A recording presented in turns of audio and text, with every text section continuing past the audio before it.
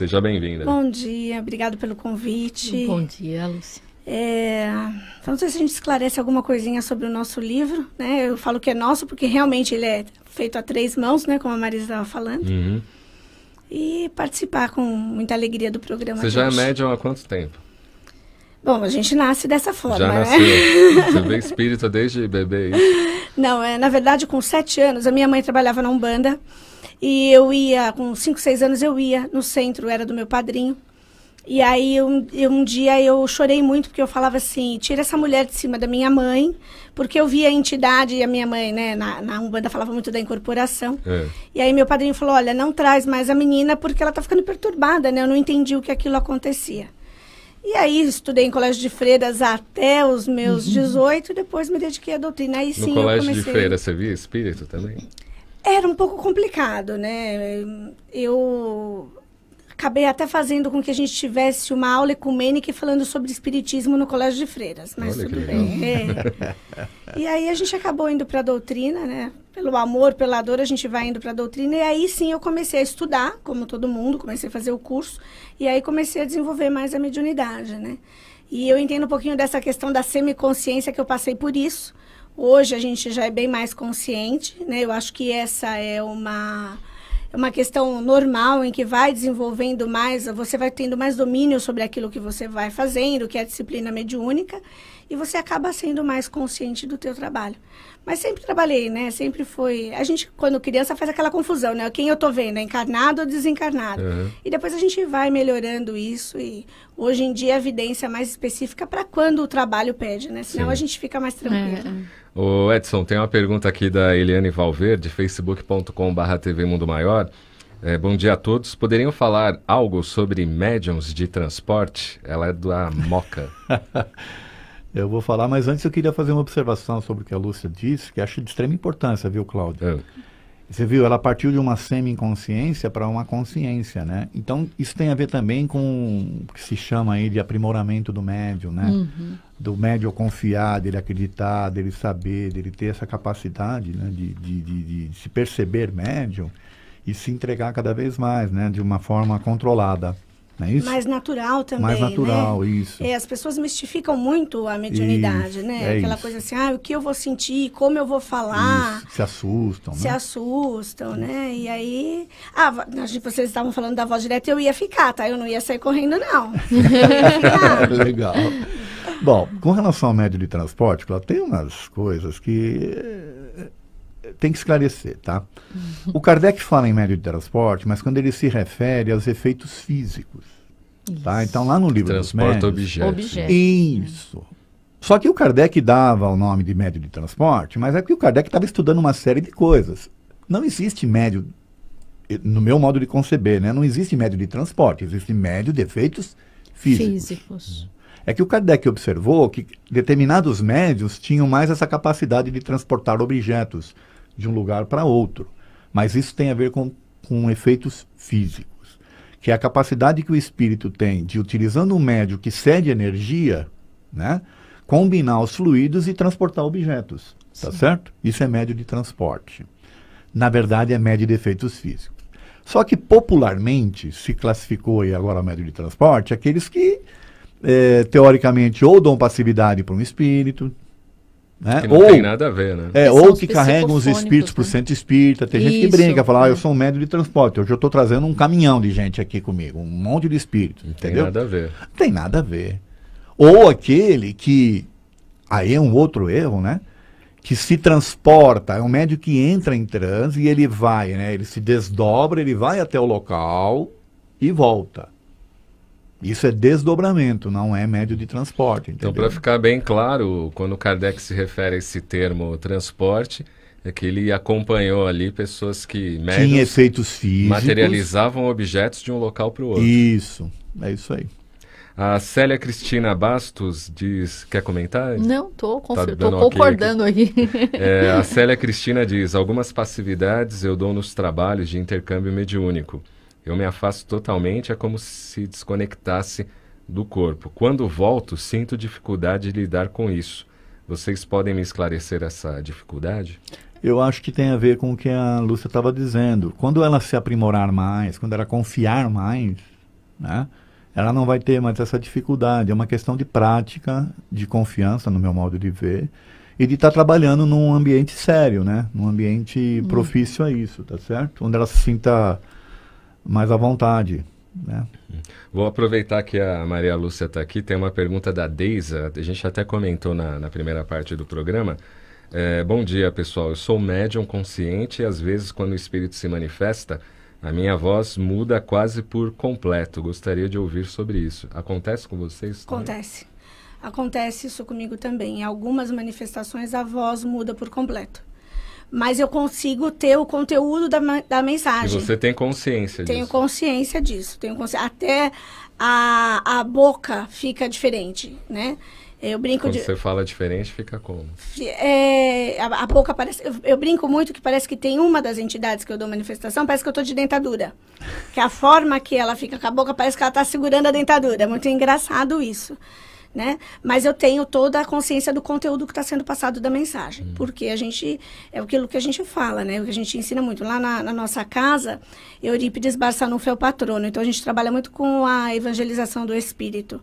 E nós somos espíritos que precisamos ser evangelizados. Então, a manifestação, a espiritualidade que está conosco é para primeiro o aprendizado do próprio médium.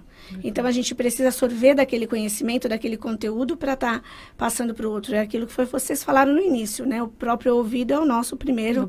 Que está mais pertinho da nossa boca. Então, tem essa dificuldade, sim. Algumas pessoas falam, tem o fenômeno da transfiguração, que o rosto muda e a voz muda. Mas a gente tem a consciência do conteúdo da manifestação que está sendo dita. Legal se então, falar. Ela é semiconsciente, na verdade. Semiconsciente, né? Legal se falar dessa questão do Eurípides, que vai ter um evento, acho que aqui em Guarulhos, falando dessa evangelização de espíritos. Então você vai voltar aqui no Manhã Boa Nova para explicar mais legal. O que é esta evangelização de espíritos. O médium de psicofonia pode falar outras línguas também? Pode, né? A chamada xenoglofia, né? Xenoglossia. Xenoglossia. E ele pode sim, né? Porque a gente traz latente dentro de nós aquela bagagem das nossas vivências anteriores, né? Das nossas existências anteriores, né? Então nós temos diversas existências reencarnamos em diversos lugares diferentes, né? Então a gente tem dentro de nós esse conhecimento, né? E é possível, sim, e não é um fenômeno tão distante, né? Eu mesma já presenciei algumas comunicações, né? Dessa forma. Então é possível, sim, Cláudio.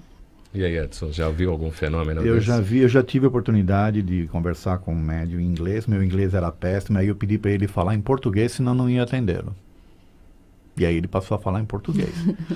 Então é assim, pode sim, porém tem que ser algo que seja útil, né, Cláudio? Porque não adianta o médium falar em outra língua se o objetivo é ajudar. Como é que você vai ajudar um espírito que está falando numa língua que você não entende?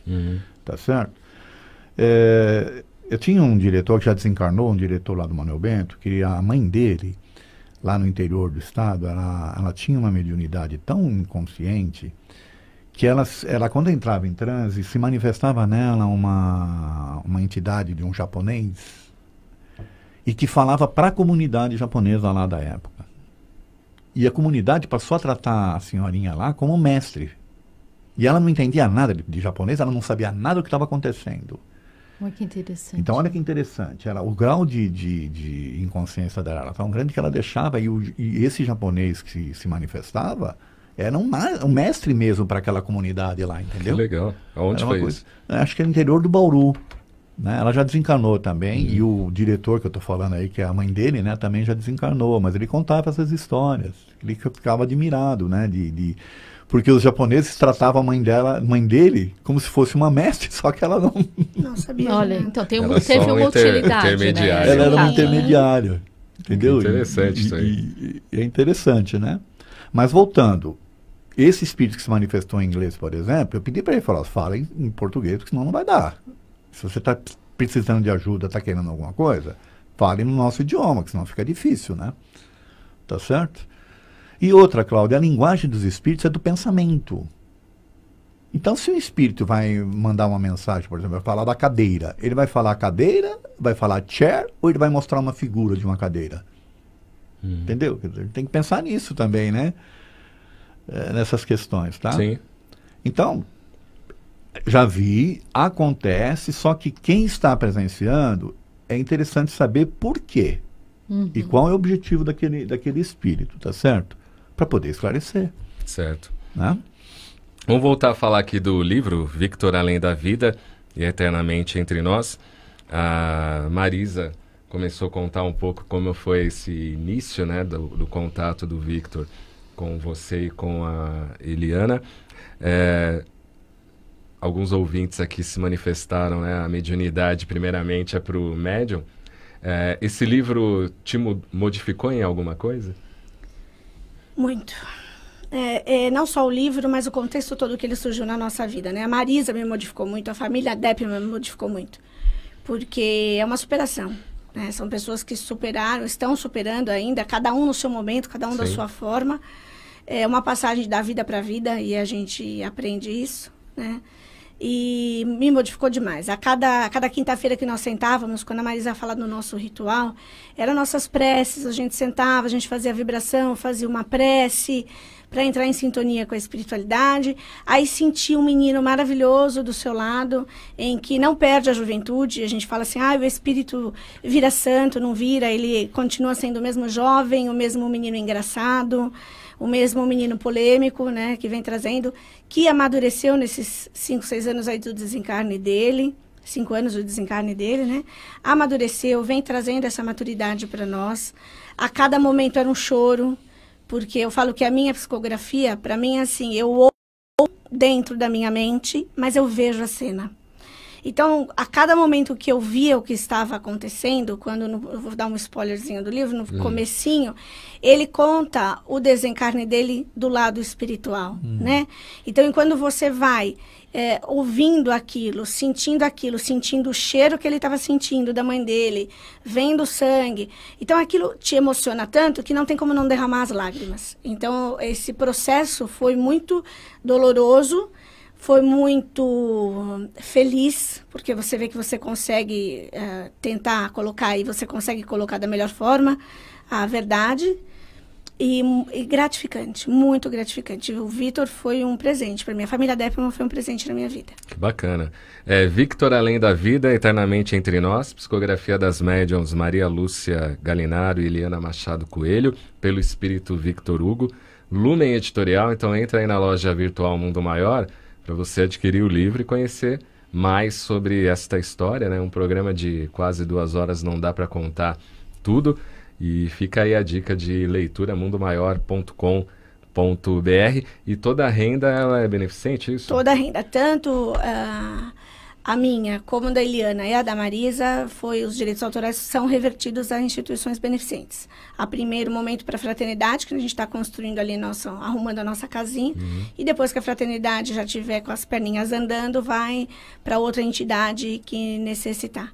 Só eu queria complementar uma coisa que eu acho muito importante que o livro trouxe para nós, é assim, a gente fala muito do, o médium ele tem aquela coisa assim de, aquelas picuinhas, aquelas coisas que a gente sabe que surgem em centros espíritas, né? E a gente tem que ver que a mediunidade é muito mais ampla que isso.